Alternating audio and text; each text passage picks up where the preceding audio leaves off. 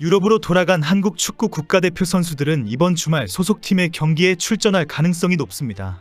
리그 후반기 소속팀의 우승과 상위 순위 진입을 위해 핵심 선수로 큰 책임을 져야 합니다. 토트넘의 손흥민은 11일 0에 브라이턴과 같은 시각에는 황희찬의 울버햄튼은 브렌트포드와 홈경기에 출격되기를 합니다.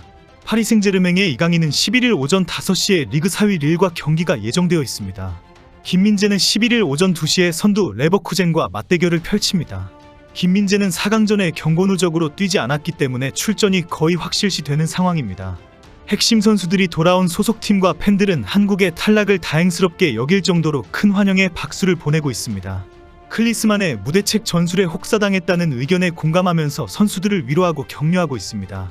이제 더 짜임새 있고 재미있는 유럽 축구에 빠질 시간이 돌아왔습니다. 그리고 오늘 밤 늦게 클리스만이 입국합니다. 본격적인 경질과 위약금 투쟁의 판이 벌어질 판입니다. 먼저 손흥민과 이강인, 김민재와 황희찬의 소속팀 복귀와 출전 준비 상황입니다. 손흥민은 11일 0시 홈에서 열리는 24라운드 브라이턴전에 출전합니다. 토트넘은 리그에서 승점 44점으로 5위를 달리고 있습니다. 선두 리버풀과는 9점 차, 4위 에스톤 빌라와는 불과 2점 차입니다. 이제 토트넘은 손흥민이 복귀하면서 리그 4위 내로 안착할 수 있는 발판을 마련했습니다. 손흥민이 빠진 사이 5경기에서 2승 2무 1패로 아쉬운 경기를 했습니다. 그러나 이제 완전히 자리를 잡은 베스트 11 멤버로 남은 경기에서 전승도 할 수 있다는 전망까지 나오고 있습니다. 메디슨의 복귀뿐 아니라 로메로와 판더벤 등 부상자들도 모두 돌아왔습니다. 이제 손흥민은 득점왕에도 도전합니다. 손흥민은 리그 20경기에서 12골 5도움을 기록하며 득점 순위 4위를 달리고 있습니다. 현재 리그 득점 순위는 살라와 홀란드가 14골로 공동 선두, 이어 솔랑케가 13골입니다. 살라와 홀란드는 현재 부상 중에 있습니다. 살라는 아프리카 네이션스컵에 나섰다가 햄스트링 부상을 당했습니다. 한 달 이상 결장할 것으로 예상되고 있습니다.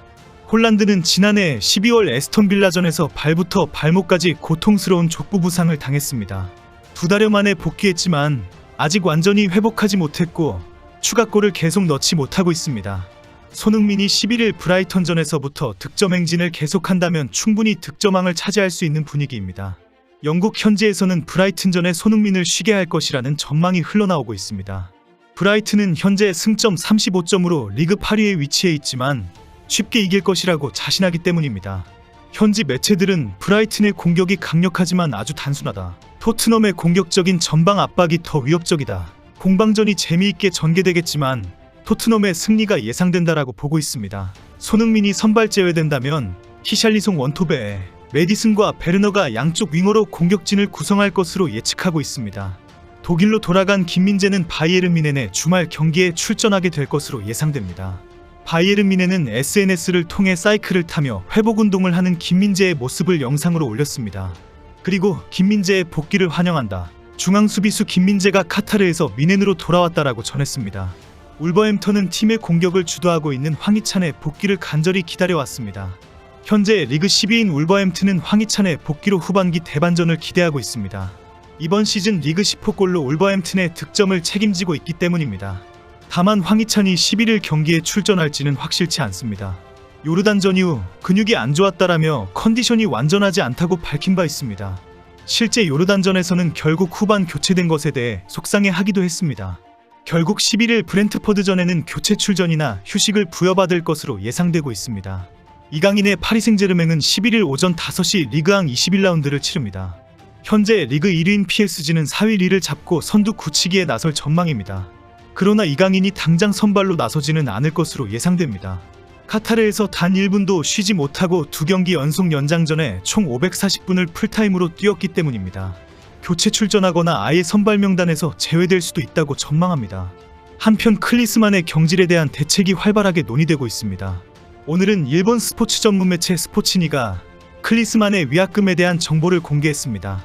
현재 계약서상의 위약금 조항이 어떤 내용인지 전혀 알려지지 않고 있는 상황에서 흘러나온 것입니다. 대한축구협회 관계자로부터 내용을 들었다는 기자는 클리스만과 대한축구협회 간의 계약서에는 아시안컵 4강 진출이 최소한의 목표로 명시되어 있다고 전했습니다. 그렇기 때문에 8강에서 탈락했다면 바로 위약금 없이 경질할 수가 있었지만 4강 진출을 했기 때문에 위약금이 발생한다고 지적했습니다. 기사에서는 위약금의 규모를 남은 계약 기간의 연봉인 70억 원 이상 중 상당 부분을 위약금으로 지급해야 한다라고 밝혔습니다. 결국 클리스만이 4강에서 탈락했기 때문에 나는 사임할 의사가 전혀 없다라고 분명히 했다는 것입니다. 클리스만은 계약서상의 조건을 달성했기 때문에 축구협회가 경질하고 싶으면 70억 원 상당의 위약금을 지불해라라는 배짱으로 나왔다는 것입니다. 현재 축구협회가 계약서 내용을 전혀 공개하지 않고 있는 상황에서 위약금 지불 규정과 금액이 구체적으로 보도된 것은 처음입니다. 국내에서는 이미 클리스만을 경질해야 한다는 여론이 아주 강합니다. 축구 전문가들 뿐 아니라 홍준표 시장과 이경규까지 당장 경질해라라며 목소리를 높이고 있습니다. 그럼에도 불구하고 클리스만은 계약서대로 하자는 고집을 피우고 있습니다.